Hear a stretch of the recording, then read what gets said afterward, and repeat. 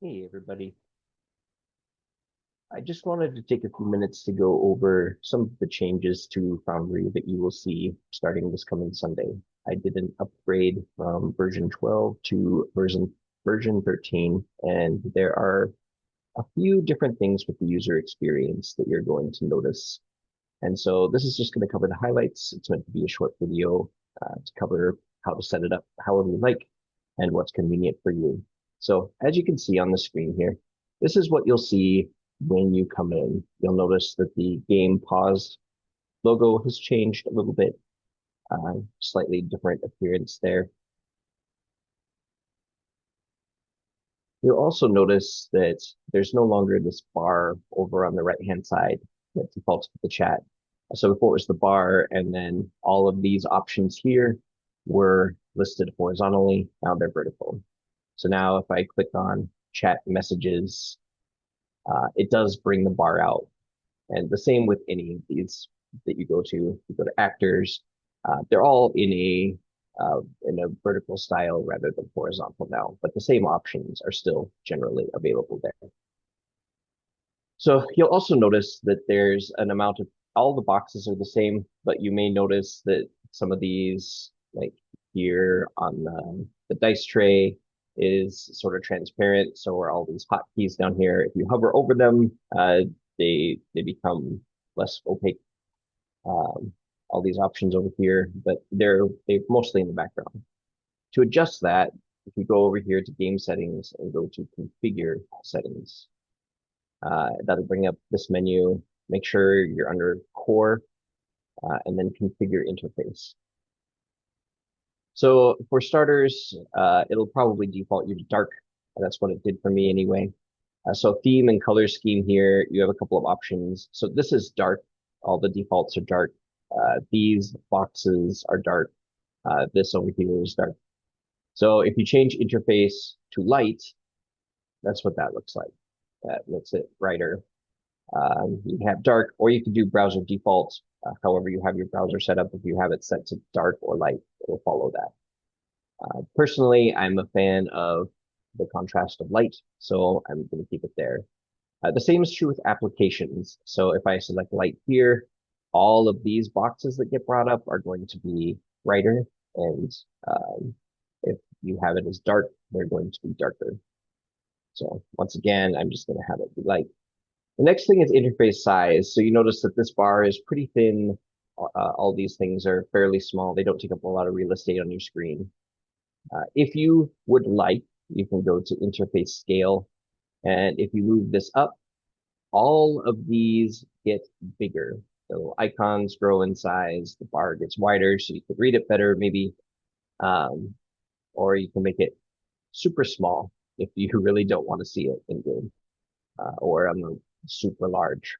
Anywhere in that scale, you can decide what looks best for you, what's going to provide the best value that you can see while also giving you room to play the game. Those are all choices you can make. And the last part I wanted to cover in here is opacity. As I mentioned, the dice tray down here is a little bit difficult to see. It's pale. It doesn't really stand out. If you would like it to stand out a bit more, you can increase that opacity. And as you can see, all of these things are now more visible just in general. You don't have to hover over it to see it better. You can go all the way on the scale and they'll be there all the time. You can go all the way off the scale and you'll barely be able to see them at all. So however you would like that to be, and then you just save changes and it will apply it.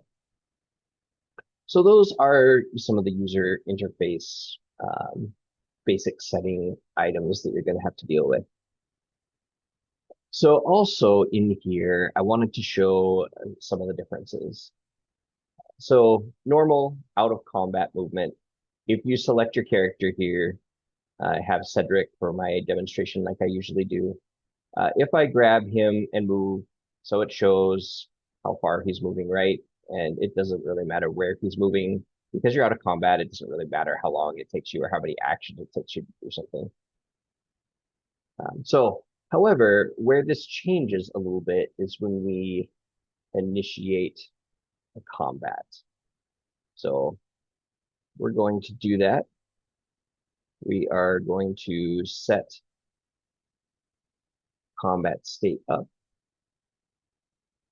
So we'll begin the encounter.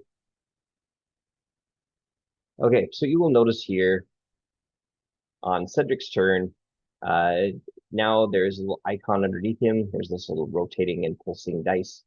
So that shows you whose turn it is in the order. Sometimes it's been really difficult to tell if it's Hobgoblin 1 or Hobgoblin 5's turn, or even who Hobgoblin 1 or Hobgoblin 5 is. So it makes it easier for the GM and the players to recognize who is acting. You can also tell now, so just hovering over another figure on the map will tell you how far away it is. So this young adamantine dragon is 25 feet away. This hobgoblin general is 65 feet away. Something else that they have that we can utilize is different terrain settings. So for the sake of this example, I made these stairs difficult terrain, every set of stairs that led to this fountain square. And then I made every hedgerow here greater difficult terrain.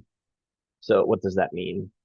So in combat, as I move, you'll now see, so it says this would be 5 feet, and then it has the single diamond behind it, which means this will take you a single move action to move this far. So as he continues moving, that number keeps growing and still shows a single move action. But now if he steps on the stairs, you'll see that it shifted him over here in this case. So it shows that he's gone an extra 10 feet because of the difficult terrain. Let's see if we can maybe.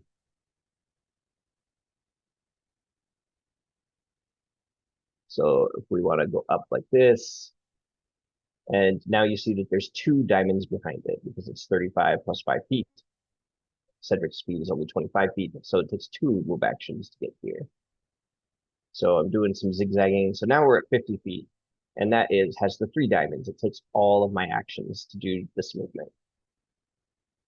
And then if I continue to carry on, you'll see that I'm at 70 feet now, or 80 feet if you count the increased movement, and 75 is the most I can move in 3 turns. So it has 3 diamonds, means it takes all 3 actions.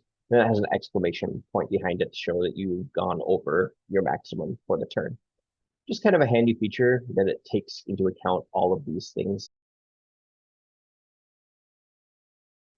So also, if we go from here, we'll just draw on the map. So as you can see, once we cross this bush, it adds 10 feet of movement because it's greater difficult terrain. So just a nice feature to have. So those are primarily the differences that you'll see in Foundry. Everything else should be pretty much the same. Just a couple user experience enhancements, and just takes a little bit of getting used to. If you have any questions, let me know. Otherwise, I look forward to seeing you all on Sunday.